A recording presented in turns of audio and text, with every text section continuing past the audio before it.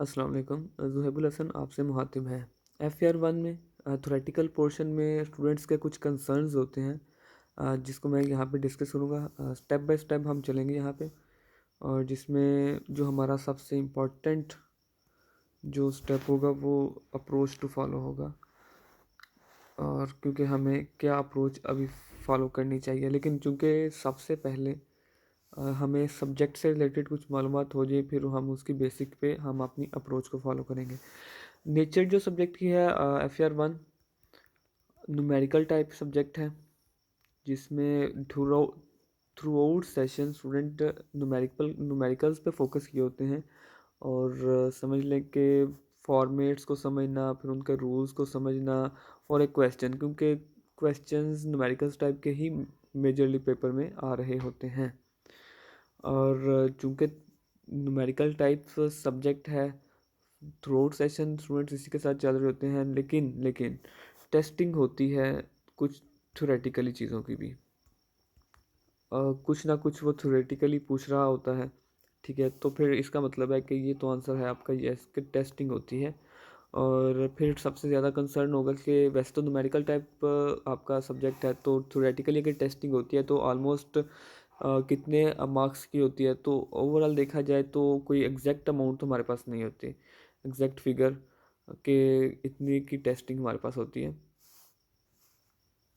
तो कोई एग्जैक्ट हमारे पास नहीं होगी कोई भी मार्क्स के, भाई इतने मार्क्स के हमारे पास टेस्टिंग होती है। तो एवरेज अगर हम देखें तो 8 से 14 मार्क्स 12 मार्क्स के अंदर अंदर टेस्टिंग हो रही होती है, ठीक है। तो बहुत ज़्यादा भी नहीं है और बहुत कम भी नहीं है।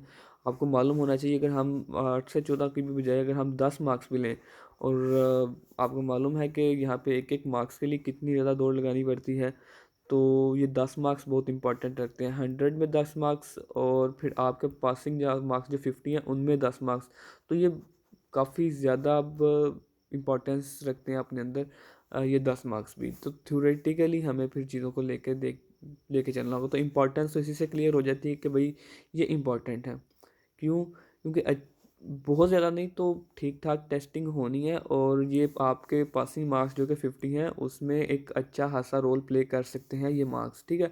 अब अप्रोच क्या फॉलो करनी चाहिए, हमें मालूम हो गया कि न्यूमेरिकल सब्जेक्ट तो न्यूमेरिकल टाइप है, और वहाँ पे हमारा ओवरऑल जो ज़्यादातर स्टूडेंट्स, क्योंकि मैं जब भी बात कर रहा हूँगा तो वो मेजर स्टूडेंट्स की होगी, तो ज़्यादातर स्टूडेंट्स क्या फॉलो कर रहे होते हैं, वो फॉर्मेट्स और वो क्वेश्चन के रूल्स और वो टॉपिक समझ रहे होते हैं। थ्योरेटिकली चीज़ों को कम जा रहे होते हैं, क्योंकि आपको मालूम होता है कि ज़्यादा टेस्टिंग आपको न्यूमेरिकली ही मिलती है। लेकिन आपको मालूम है कि फिर अगर 10 मार्क्स की थ्योरी हो तो फिर आपको देखना पड़ेगा कि उसमें से मार्क्स कैसे आपने हासिल करने हैं। अब ओवरऑल अप्रोच टू फॉलो, जो हमारी मेन बात होगी यहाँ पे, कि अप्रोच क्या फ़ॉलो करनी चाहिए फिर हमें। ड्यूरिंग सेशन तो स्टूडेंट्स न्यूमेरिकल्स पे ही फोकस करते हैं, ठीक है। और वो, लेकिन हाँ, इसमें एक और चीज़ बहुत इंपॉर्टेंट है ना, चाहे आप न्यूमेरिकल्स पे फोकस करते हैं, लेकिन न्यूमेरिकल्स भी आप रट्टा थोड़ी लगाते हैं। न्यूमेरिकल्स में आप चीज़ों को समझते हैं, नॉलेज लेते हैं, रूल्स को समझते हैं, और कैसे अप्लाई होना है, कौन कौन सी चीज़ क्या रूल है, इसको कैसे ट्रीट करना है, कहाँ पे प्रेजेंट करना है। आप हर चीज़ समझने के बाद आप न्यूमेरिकल को कम्प्लीटली सॉल्व करने के काबिल होते हैं, ठीक है। आपको बताया जाता है कि ये कॉस्ट है किसी एसेट की, और उसके अलावा कुछ और एक्सपेंसेस हुए उस एसेट को परचेज़ करते हुए, तो आपने ये सारा कुछ न्यूमेरिकल्स में भी अप्लाई करना होता है कि कौन कौन सी चीज़ आपके कॉस्ट का हिस्सा होगी और कौन कौन सी नहीं, ठीक है। डेप्रिसिएशन के मेथड ये हैं, और कैसे कैसे ये सब अप्लाई करते हैं, आप पहले समझते हैं फिर अप्लाई करते हैं। तो बहुत सारी चीज़ें न्यूमेरिकल्स में ही आप अंडरस्टैंड कर लेते हैं, काफ़ी ज़्यादा आप चीज़ें अंडरस्टैंड कर लेते हैं। आप उस अंडरस्टैंडिंग, अब ये मैं अप्रोच को ही फॉलो करते हुए थोड़ा सा आगे चलूँगा, कि थ्योरी के लिए बहुत सारी चीज़ें आप अंडरस्टैंडिंग की बेसिस पे ही हासिल कर लेते हैं, ठीक है। अब फ़र्ज़ करें, मैं अभी छोटी सी एग्जांपल दे के आगे पहले बढ़ूँगा। मतलब छोटी सी एग्जांपल ये है कि आपने कोई एसेट परचेज़ किया, और न्यूमेरिकली तो आपने देख लिया कि आपको उसने बहुत सारी कॉस्ट आपको उससे एसेट से की परचेज से रिलेटेड आपको दे दी, ठीक है, एक लिस्ट दे दी उसने। और आपने न्यूमेरिकली आप इसको उसकी कॉस्ट निकालनी कि कौन कौन सी चीज़ उसके एसेट में कैपिटलाइज होगी, कौन सी आप एक्सपेंस आउट कर देंगे, ठीक है। आप ये कैसे फाइंड करेंगे, ठीक है, आपने नॉलेज लिया होगा, आपने अंडरस्टैंडिंग ली होगी, और आप अपने वो आइटम्स जो कि एसेट का पार्ट होना चाहिए वो लिखते चले जाएंगे, और एक टोटल अमाउंट फाइनल आप यहाँ पे लिख देंगे, ठीक है।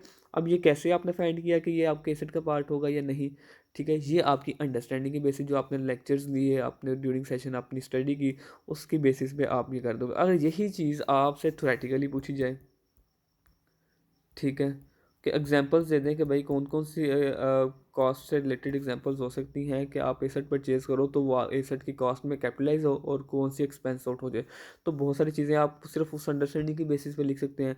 इसी तरह बहुत सारी चीज़ें, इसी बेसिस पे बहुत सारी चीज़ें हैं जो कि सिर्फ अंडरस्टैंडिंग की। अगर मैं सबसे एक अच्छी एग्जांपल एक एग्जांपल दे के आगे प्रोसीड करूँगा, इम्पेयरमेंट। इम्पेयरमेंट का आपने टॉपिक पर काफ़ी एग्जांपल न्यूमेरिकल्स आपने किए होंगे। उसमें आप वैल्यू इन यूज़ कैलकुलेट करते हो, ठीक है। अब उस वैल्यू बल्कि उसमें फिर आपके पास, हाँ, वैल्यू इन यूज़ में आउटफ्लोज और इनफ्लोज की कुछ डिटेल दी गई होती है, ठीक है। और उसमें आपका कई दफ़ा ऐसा होता है कि कुछ आउटफ्लोज को आप अपने अकाउंटिंग ट्रीटमेंट में नहीं लेके आते, कुछ इनफ्लोज को नहीं लेके आते, या एक एडिशनल इन्फॉर्मेशन की फॉर्म में आपको काफ़ी ज़्यादा इनफ्लोज आउटफ्लोज दिए होते हैं, आप कुछ को ट्रेड करते हो, कुछ को नहीं ट्रेड करते, कहते हैं ये नहीं रिलेटेड हमारे एसेट से, ठीक है। ये किस बेसिस पे होता है? ये आपकी उसी नॉलेज की बेसिस पे होता है जो आपने सिंपली ड्यूरिंग सेशन टीचर्स ने आपको समझाया, आपने क्वेश्चंस प्रैक्टिस किए, लेक्चर्स लिए, उससे आपको ये समझ लगी। अब आपको थ्योरेटिकली यही चीज़ पूछी जाए, एग्जांपल्स दे दें भाई, कुछ इनफ्लोज की, कुछ आउटफ्लोज की, जो आप वैल्यू इन यूज़ में पुट इन कर रहे होते हैं, ठीक है, तो आप उन्हीं की नॉलेज की बेसिस पे वो एग्जांपल्स दे सकते हैं। तो मतलब मेरा कहने का ये है कि ऐसा नहीं होता कि थ्योरी एक बिल्कुल ही सेपरेट पोर्शन होता है, और आपको वो न्यूमेरिकल से एक अलहदा चीज़ है, और उसको समझना क्या है, उसको रटा लगाना पड़ेगा, और उसको रिटेन करना पड़ेगा, और फिर आप जाके एग्जाम में उसको लिख पाओगे, ऐसा नहीं होता, ठीक है। यहाँ पे आप बहुत सारी थ्योरी अपनी अंडरस्टैंडिंग बेसिस पे, हाँ, होता है, लेकिन कुछ पोर्शन है जहाँ पे हम थोड़ा सा उसको पढ़ेंगे 2-3 दफ़ा, और फिर हमें आइडिया हो जाएगा कि अच्छा इस तरह से कुछ चीज़ें हैं। मैं टॉपिक बाय टॉपिक भी चल जाऊँगा, इस ओवरऑल अप्रोच को फॉलो करते हुए मैं टॉपिक बाय टॉपिक भी चल लूँगा, कि चंद टॉपिक्स में आप कुछ एग्जांपल्स देकर बता दूंगा कि भाई ये टॉपिक्स हैं, इसमें ये चीज़ें हैं, आपने ये थ्योरेटिकली देख भी लेनी है, ठीक है। वो आपने अंडरस्टैंडिंग की बेसिस पे आप खुद भी लिख सकते होगे। ये कंपनी लॉ, बिजनेस लॉ का टॉपिक नहीं है, मतलब लाइक सब्जेक्ट नहीं है कि यहाँ पे भाई कोई प्रोविजन है तो वो प्रोविजन कि आपने सेम टू सेम लिखनी है, या कुछ रूल्स हैं, ठीक है, किसी चीज़ से मुतल्लिक, तो वो ये 4 रूल्स हैं, ये आप अपनी तरफ से 6 नहीं लिख सकते, ठीक है, या अगर 3 लिखेंगे तो मार्क्स कटेगा, तो ऐसा नहीं है, ठीक है। तो कोई क्लियर कट चीज़ें नहीं है, आपने अपनी अंडरस्टैंडिंग की बेसिस पे आप बहुत सारा कुछ एक्सप्लेन कर सकते हो यहाँ पे, ठीक। अब ज़्यादातर जगहों पे चंद जगह हैं जहाँ पे कुछ रूल्स मिलेंगे आपको, फिर आपने उसी को फॉलो करना है, लेकिन यहाँ पे कोई बहुत ज़्यादा सरदर्द इस मामले में नहीं होती कि आपको सारी चीज़ें बहुत क्लियरली रिटेन करनी पड़ेंगी।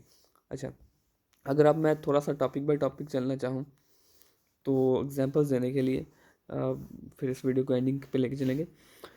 अगर मैं करेक्शन ऑफ एरर की बात करूँ, ठीक है, और करेक्शन ऑफ एरर, उसमें आपके पास कुछ डेफिनेशंस टाइप की चीज़ें आ जाएंगी।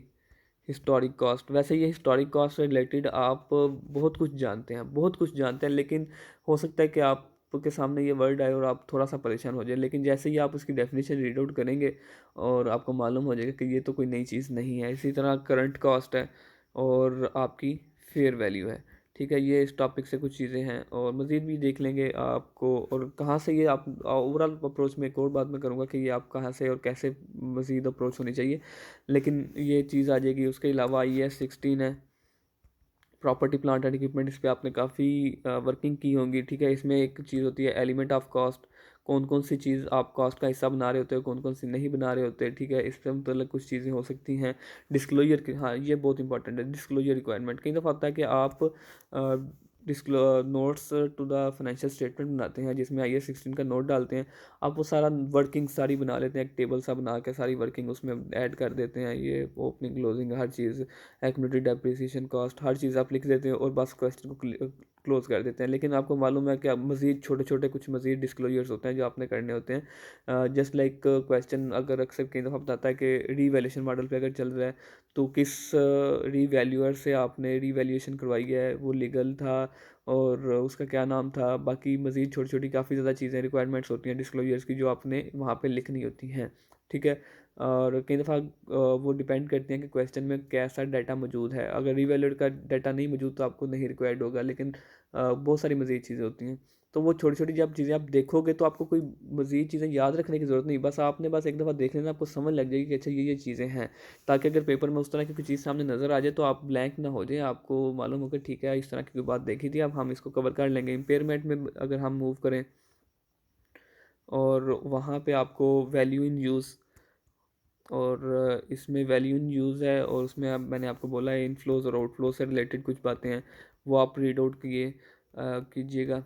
और उसके अलावा फेयर वैल्यू, ठीक है, fair value less cost to sell वाली कुछ बातें हैं। उसके अलावा अगर हम आगे चलें तो बल्कि इसी में एक और आइटम आती है जिसका नाम है इंडिकेटर्स। ये बहुत इंपॉर्टेंट है कि आपको इंडिकेशन मिलती है कि इम्पेयरमेंट हो चुकी है, ठीक है, तो उस बेसिस पे आप इम्पेयरमेंट की टेस्टिंग करते हो और अपनी जो कैरिंग अमाउंट होती है उसको कंपेयर करते हो फेयर वैल्यू लेस कॉस्ट और वैल्यू इन यूज़ के साथ, और चेक करते हो वेदर देयर इज इम्पेयरमेंट और नॉट, ठीक है।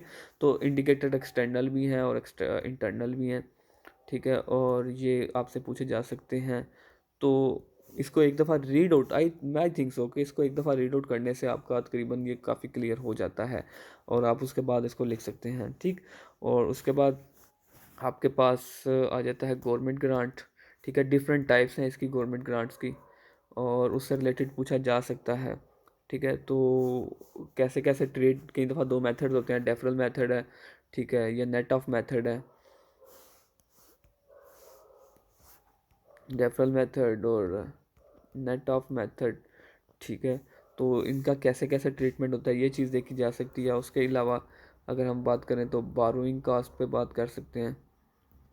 बारोइंग कास्ट में हमारे पास बहुत इंपॉर्टेंट एक चीज़ होती है कि कब हमने स्टार्ट करनी है अब बोरिंग कास्ट को कैपिटलाइज करना, कब दरमियान में रुक सकता है, सस्पेंशन से रिलेटेड कुछ बातें हो सकती हैं, और कब हम स्टॉप कर देंगे बोरिंग कास्ट को, ठीक है। तो इससे रिलेटेड भी थ्योरेटिकली पूछा जा सकता है। उसके अलावा अगर हम NPO की बात कर लें तो NPO में हमारे पास हाँ कंट्रीब्यूशन और फंड्स इसकी मुख्तलिफ टाइप्स हैं, ठीक है। अगर हम इनकी बात करें दोनों की इकट्ठी तो इनकी मुख्तलिफ टाइप्स हैं। कुछ एंडोमेंट से रिलेटेड हैं, तो एंडोमेंट का क्या मतलब है, क्यों ये डिफरेंट होता है इसका।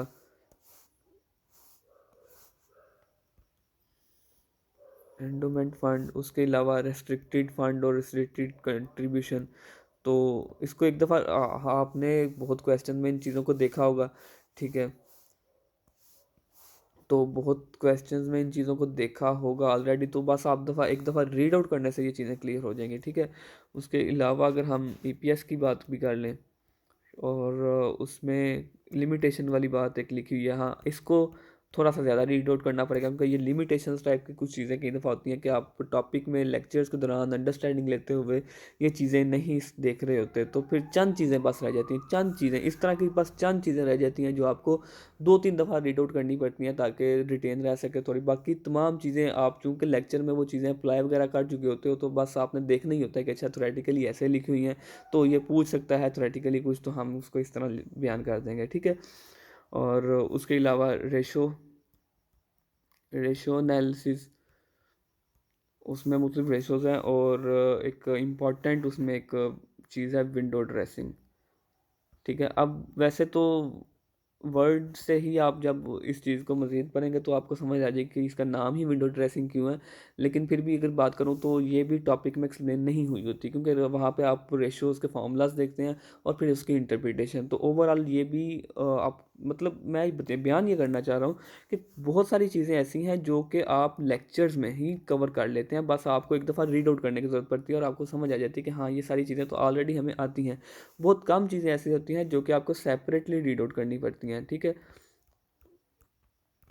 और उसमें एक विंडो ड्रेसिंग भी हो सकती है कि देखो टॉपिक के दौरान कहीं न्यूमेरिकल के अंदर विंडो ड्रेसिंग की चीज़ नहीं घुसी होती, लेकिन थोड़ा बहुत आपको सेपरेटली भी पढ़ना पड़ेगा, तो उसको अगर 2-3 दफ़ा रीड आउट करो तो आप इजीली इस चीज़ से मतलब भी पेपर में लिख सकते हो, ठीक। अब ये तो टॉपिक वाइज भी मैंने एक्सप्लेन कर दिया चीज़ों को। अभी एक चीज़ और करनी है।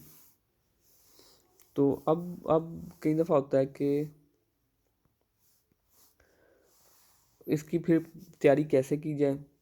तो ओवरऑल तो मैंने बता दिया। अब आप जिस टीचर से पढ़ रहे होते हैं उन टीचर ने आपके लिए, अक्सर टीचर्स ने एक सेपरेट फ़ाइल बना देते हैं ताकि आप इजीली रीड आउट कर सकें। वैसे तो लेक्चर में मुख्तलिफ स्लाइड्स में टीचर पढ़ा रहे होंगे, अपनी बुक में जो उनकी कंप्लीट बुक होती है उसमें न्यूमेरिकल्स, एग्जांपल्स, हर चीज़ आ रही होती है, तो फिर वहाँ से थ्योरी को अगर आप सेपरेटली पढ़ना चाहो तो मुश्किल हो रही है। तो बहुत सारे टीचर्स सेपरेट फाइल में आपको दे देते हैं थ्योरी, ताकि आप उसको जल्दी से एक दफ़ा पढ़ लें, रीड आउट कर लें, ताकि चीज़ें एकदम से सारी इकट्ठी होकर आपको इजीली कवर कर लें, ठीक है। आपको सेपरेटली मुख्तलिफ टॉपिक्स में ना जाना पड़े और स्लाइड्स को ऊपर नीचे करके देखना पड़े कि कौन सी बात कहाँ पे लिखी हुई है।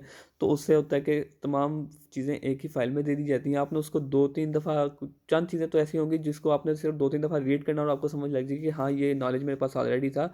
अच्छा इस तरह इसने थ्योरेटिकली लिखा हुआ है तो ओके ये मैं कर लूँगा, ठीक है। फिर कुछ चीज़ें होती हैं जो जिस तरह मैंने आगे कुछ बयान किया कि वहाँ पे आपको 3-4 दफ़ा पढ़ना पड़ता है, कुछ चीज़ें रिटेन करनी पड़ती हैं ताकि उससे रिलेटेड कोई बात हो तो हम उसको भी लिख सकें, ठीक है। तो ओवरऑल हमें थ्योरेटिकली इस हिसाब से चलना चाहिए। तो ये मैंने टॉपिक वाइज भी आपको बता दिया। ओवरऑल अप्रोच टू फॉलो बहुत इंपॉर्टेंट थी कि हमें आगे करना क्या चाहिए। और ये हमारी डीलिंग होगी थ्योरेटिकल पोर्शन के साथ FAR 1 की।